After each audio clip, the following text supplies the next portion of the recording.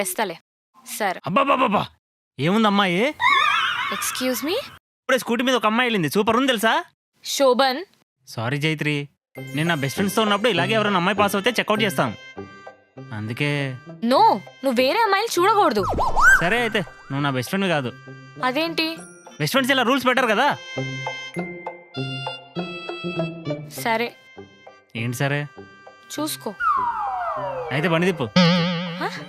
మేమైతే బైక్స్ మీద ఉన్నామనుకో ఇంటి వరకు ఫాలో అయ్యేవాళ్ళం తెలుసా? క్రీప్స్. తిప్పు తిప్పు, త్వరగా వెళ్ళిపోద్ది.